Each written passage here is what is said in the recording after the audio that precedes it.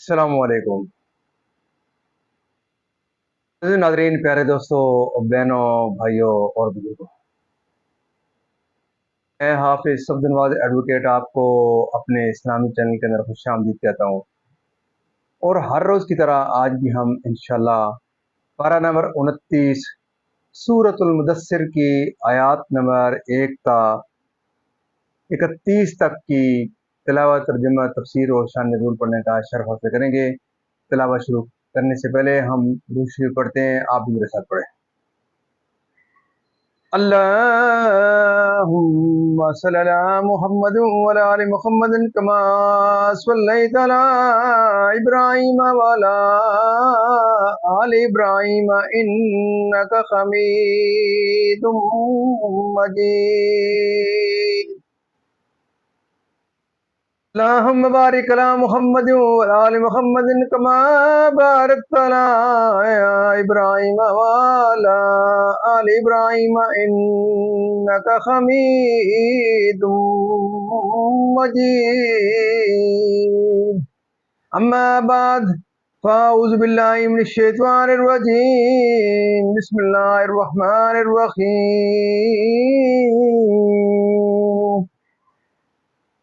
या अय्युहल मुद्दस्सिरु कुम फ़अंज़िर।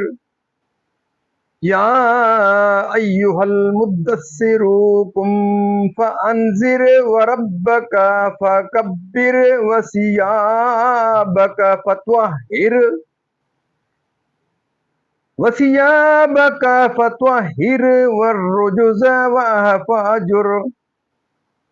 वर्रुजुज़ फ़हजुर वला तमनुन तस्तक्सिर वलिरब्बिका फ़स्बिर फ़इज़ा नुकिर फ़िन्नाकूरि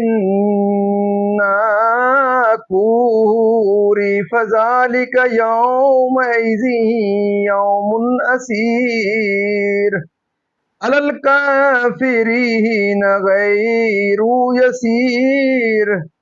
ज़रनी व मन खलक़तु वहीदा वजअलतु लहू मालम ममदूदा वबनीन शुहूदन वमहत्तु लहू तमहीदा सुम्मा यत्मउ अन अज़ीद कल्ला इन्नहु कान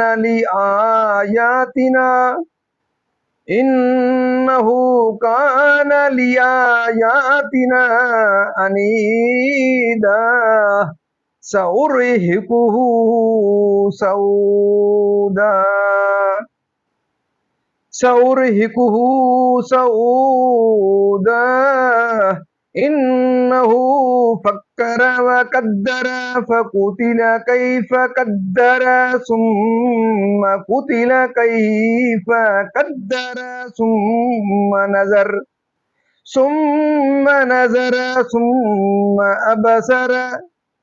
सुम्मा अबस व बसर सुम्मा अदबर वस्तकबर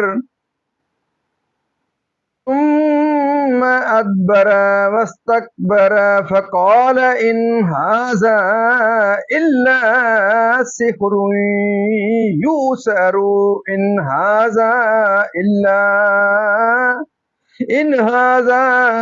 इल्ला क़ौलुल बशर सउस्लीही सकर वमा अदराक मा सकर ला तुबकी वला तज़र लव्वाख़तुल लिलबशरि अलैहा तिस्अता अशर वमा जअलना अस्हाबन नारि इल्ला मलाइकतन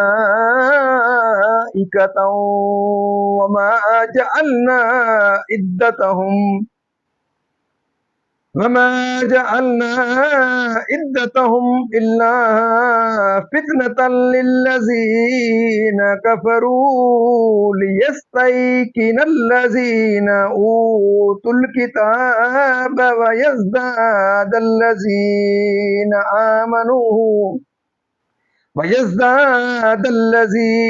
آمنوا إيمانا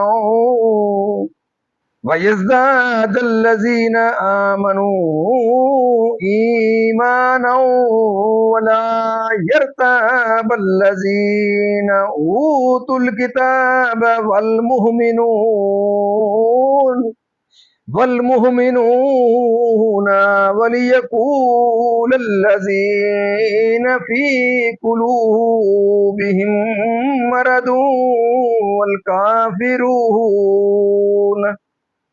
والكافرون ماذا أراد الله بهذا مثلا كذلك يضل الله من يشاء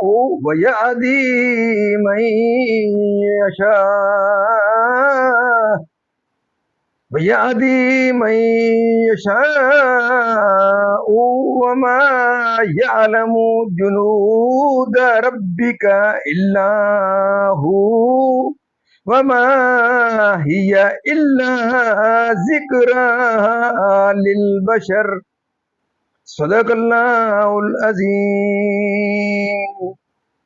ترجمہ۔ سورہ مدثر مکی ہے۔ اللہ کے نام سے شروع جو نہایت مہربان رحم والا ہے۔ اس میں 56 آیتیں اور 2 رکوع ہیں۔ اے بالا پوش اوڑھنے والے، کھڑے ہو جاؤ، پھر ڈر سناؤ اور اپنے رب ہی کی بڑائی بولو اور اپنے کپڑے پاک رکھو اور بتوں سے دور رہو اور زیادہ لینے کی نیت سے کسی پر احسان نہ کرو اور اپنے رب کے لیے صبر کیے رہو۔ پھر جب سور پھونکا جائے گا تو وہ دن کڑا سخت دن ہے، کافروں پر آسان نہیں۔ اسے مجھ پر چھوڑ جسے میں نے اکیلا پیدا کیا اور اسے وسیع مال دیا اور بیٹے دیے سامنے حاضر رہتے، اور میں نے اس کے لیے طرح طرح کی تیاریاں کی۔ پھر یہ طمع کرتا ہے کہ میں اور زیادہ دوں، ہرگز نہیں، وہ تم میری آیتوں سے اناد رکھتا ہے۔ قریب ہے کہ میں اسے آگ کے پہاڑ سعود پر چڑھاؤں، بے شک وہ سوچا اور دل میں کچھ بات ٹھہرائی تو اس پر لعنت ہو، کیسی ٹھہرائی؟ پھر اس پر لعنت ہو، کیسی ٹھہرائی؟ پھر نظر اٹھا کر دیکھا، پھر تیوری چڑھائی اور منہ بگاڑا، پھر پیٹھ پھیری اور تکبر کیا، پھر بولا یہ تو وہی جادو ہے اگلوں سے سیکھا، یہ نہیں مگر آدمی کا کلام، کوئی دم جاتا ہے کہ میں اسے دوزخ میں دھساتا ہوں، اور تم نے کیا جانا دوزخ کیا ہے؟ نہ چھوڑے نہ لگی رکھے، آدمی کی کھال اتار لیتی ہے، اس پر 19 داروغہ ہیں، اور ہم نے دوزخ کے داروغہ نہ کیے مگر فرشتے، اور ہم نے ان کی یہ گنتی نہ رکھی مگر کافروں کی جانچ کو، اس لیے کہ کتاب والوں کو یقین آئے اور ایمان والوں کا ایمان بڑھے اور کتاب والوں اور مسلمانوں کو کوئی شک نہ رہے، اور دل کے روگی یعنی کہ مریض اور کافر کہیں اس اچنبے کی بات میں اللہ کا کیا مطلب ہے؟ یوں ہی اللہ گمراہ کرتا ہے جسے چاہے اور ہدایت فرماتا ہے جسے چاہے، اور تمہارے رب کے لشکروں کو اس کے سوا کوئی نہیں جانتا، اور وہ تو نہیں مگر آدمی کے لیے نصیحت۔ معزز ناظرین، یہاں تک اس کا ترجمہ اختتام پذیر ہوا۔ اب سورہ مدثر کی آیت اور اس کا شان نزول اس کے شروع سے۔ سورہ مدثر مکی ہے، اس میں 2 رکوع، 56 آیتیں، 255 کلمے، 1010 حرف ہیں۔ یہ خطاب حضرت سید عالم صلی اللہ علیہ وسلم کو ہے۔ شان نزول حضرت جابر رضی اللہ تعالیٰ عنہ سے مروی ہے، سید عالم صلی اللہ علیہ وسلم نے فرمایا، میں کوہ حرا پر تھا کہ مجھے ندا کی گئی یا محمد انکا رسول اللہ. میں نے اپنے دائیں بائیں کچھ نہ پایا. اوپر دیکھا ایک شخص آسمان زمین کے درمیان بیٹھا ہے، یعنی وہی فرشتہ جس نے ندا کی تھی. یہ دیکھ کر مجھ پر رعب ہوا اور میں خدیجہ کے پاس آیا اور میں نے کہا کہ مجھے بالا پوش اڑاؤ. انہوں نے اڑا دیا تو جبرائیل آئے اور انہوں نے کہا یا ایھا المدثر، اپنی خوابگاہ سے قوم کو عذاب الہی کا ایمان نہ لانے پر. جب یہ آیت نازل ہوئی تو سید عالم صلی اللہ علیہ وسلم نے اللہ اکبر فرمایا. حضرت خدیجہ نے بھی حضور کی تکبیر سن کر تکبیر کہی اور خوش ہوئیں اور انہیں یقین ہوا کہ وہی آئی ہر طرح کی نجاست سے، کیونکہ نماز کے لیے طہارت ضروری ہے اور نماز کے سوا اور حالتوں میں بھی کپڑے پاک رکھنا بہتر ہے. یا یہ معنی ہے کہ اپنے کپڑے کوتا کیجیے، ایسے دراز نہ ہوں جیسے کہ عربوں کی عادت ہے، کیونکہ بہت زیادہ دراز ہونے سے چلنے پھرنے میں نجس ہونے کا احتمال رہتا ہے. یعنی جیسے کہ دنیا میں ہدیے اور نیوتے دینے کا دستور ہے کہ دینے والا یہ خیال کرتا ہے کہ جس کو میں نے دیا ہے وہ اس سے زیادہ دے دے گا، وہ اس سے زیادہ مجھے دے دے گا. اس قسم کے نیوتے اور ہدیے شرعن جائز ہیں، مگر نبی کریم صلی اللہ علیہ وسلم کو اس سے منع فرمایا گیا، کیونکہ شان نبوت بہت عرفہ و اعلیٰ ہے اور اس منصب عالی کے لائق یہی ہے کہ جس کو جو دیں وہ محض کرم ہو، اس سے لینے یا نفع حاصل کرنے کی نیت نہ ہو. عوامر و نواہی اور ان ایذاؤں پر جو دین کی خاطر آپ کو برداشت کرنی پڑیں، مراد اس سے بقول صحیح نفقہ ثانیہ ہے. اس میں اشارہ ہے کہ وہ دن بفضل الہی مومنین پر آسان ہوگا. اس کی ماں کے پیٹ میں بغیر مال و اولاد کے شان نزول. یہ آیت ولید بن مغیرہ و مخزومی کے حق میں نازل ہوئی. وہ اپنی قوم میں وحید کے لقب سے ملکب تھا. کھیتیاں اور کثیر مویشی اور تجارتیں. مجاہد سے منقول ہے کہ وہ 1,00,000 دینار نقد کی حیثیت رکھتا تھا اور طائف میں اس کا ایسا بڑا باغ تھا جو سال کے کسی وقت پھلوں سے خالی نہ ہوتا تھا. جن کی تعداد 10 تھی اور چونکہ مالدار تھے انہیں کسب معاش کے لیے سفر کی حاجت نہ تھی، اس لیے سب باپ کے سامنے رہتے. ان میں 3 مشرف با اسلام ہوئے، خالد اور ہشام اور ولید بن ولید. جہاں بھی دیا اور ریاست بھی عطا فرمائی، عیش بھی دیا اور طول عمر بھی، باوجود نا شکری کے. یہ نہ ہوگا. چنانچہ اس آیت کی نزول کے بعد ولید کے مال و اولاد و جہاں میں کمی شروع ہوئی یہاں تک کہ ہلاک ہو گیا. شان نزول. جب خامیم تنزیل الکتاب من اللہ العزیز العلیم نازل ہوئی اور سید عالم صلی اللہ علیہ وسلم نے مسجد میں تلاوت فرمائی، ولید نے سنا اور اس قوم کی مجلس میں آ کر اس نے کہا کہ خدا کی قسم میں نے محمد مصطفیٰ صلی اللہ علیہ وسلم سے ابھی ایک کلام سنا، نہ وہ آدمی کا نہ جن کا، بخدا اس میں عجیب شیرینی اور تازگی اور فوائد و دلکشی ہے. وہ کلام سب پر غالب رہے گا. قریش کو اس کی ان باتوں سے بہت غم ہوا اور ان میں مشہور ہو گیا کہ ولید آبائی دین سے برگشتہ ہو گیا. ابو جہل نے ولید کو ہموار کرنے کا ذمہ لیا اور اس کے پاس آ کر بہت غم زدہ صورت بنا کر بیٹھ گیا. ولید نے کہا کیا غم ہے؟ ابو جہل نے کہا غم کیسے نہ ہو، تو بوڑھا ہو گیا ہے، قریش تیرے خرچ کے لیے روپیہ جمع کر دیں گے. انہیں خیال ہے کہ تو نے محمد مصطفیٰ صلی اللہ علیہ وسلم کے کلام کی تعریف اس لیے کی ہے کہ تجھے ان کے دسترخوان کا بچا ہوا کھانا مل جائے. اس پر اسے بہت طیش آیا اور کہنے لگا کہ کیا قریش کو میرے مال و دولت کا حال معلوم نہیں ہے، اور کیا محمد صلی اللہ علیہ وسلم اور ان کے اصحاب نے کبھی سیر ہو کر کھانا بھی کھایا ہے؟ ان کے دسترخوان پر کیا بچے گا؟ پھر ابو جہل کے ساتھ اٹھا اور قوم میں آ کر کہنے لگا تمہیں خیال ہے کہ میں محمد مصطفیٰ صلی اللہ علیہ وسلم مجنون ہیں؟ کیا تم نے ان میں کبھی دیوانگی کی کوئی بات دیکھی؟ سب نے کہا ہرگز نہیں. کہنے لگا تم انہیں کاہن سمجھتے ہو؟ کیا تم نے انہیں کبھی کہانت کرتے دیکھا؟ سب نے کہا نہیں۔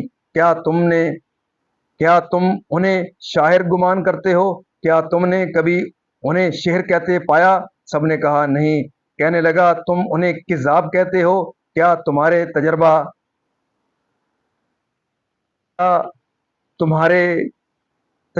میں تمہارے تجربہ میں کبھی انہوں نے جھوٹ بولا؟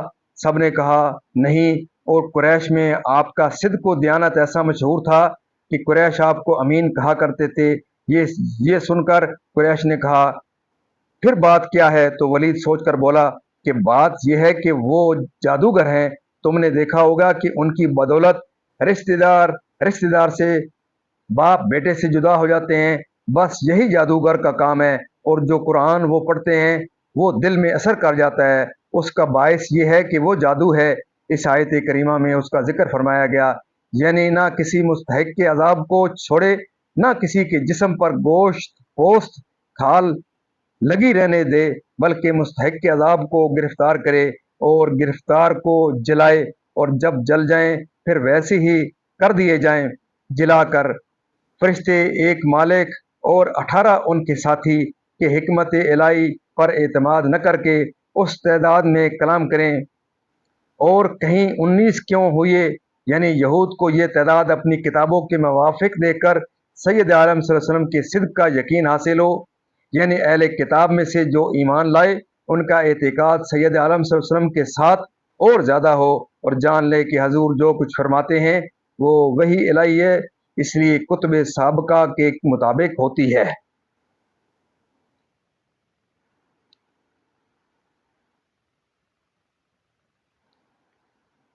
جن کے دلوں میں نفاق ہے، یعنی جہنم اور اس کی صفت یا آیات قرآن۔ معزز ناظرین، اللہ تعالیٰ کے فضل و کرم سے آج تک کی یہاں تلاوت ترجمہ تفسیر اور اس کا شان نزول اختتام پذیر ہوا۔ ہم اللہ تعالیٰ کے دربار کے اندر اس کلام مقدس کے صدقے حضور پاک صلی اللہ علیہ وسلم کی ذات برکات کے صدقے دعا کرتے ہیں کہ اللہ تعالیٰ ہمیں قرآن پاک پڑھنے، قرآن پاک کو سمجھ کر اس کے احکامات کے مطابق حضور پاک صلی اللہ علیہ وسلم کی پاک سیرت کے مطابق اور صحابہ کرام کے نقش قدم کے اوپر اللہ تعالیٰ میں چلنے کی توفیق عطا فرمائے۔ اللہ تعالیٰ تمام پریشانی دور فرمائے، تمام بیماری شفا کاملہ عطا فرمائے، تمام مرمین کو اللہ تعالیٰ جنت الفردوس میں اعلیٰ و بالا مقام عطا فرمائے۔ آپ تمام معزز ناظرین سے یہ اصلاح ہے کہ آپ ضرور اس پروگرام کو خود بھی دیکھیں، اپنے بچوں کو، اپنے دوستوں کو، اپنے عزیزوں کارب کو اس پروگرام کو دیکھنے کی تلقین کریں، تبلیغ کریں، اس کے پروگرام کی افادیت بتائیں۔ اللہ تعالیٰ آپ کی زندگی میں خیر و برکت عطا فرمائے، اور میں دعا کرتا ہوں کہ اللہ تعالیٰ دن قیامت مجھے اور آپ کو اللہ تعالیٰ کے دربار کے اندر حضور پاک صلی اللہ علیہ وسلم کی شفاعت نصیب فرمائے۔ آمین ثم آمین۔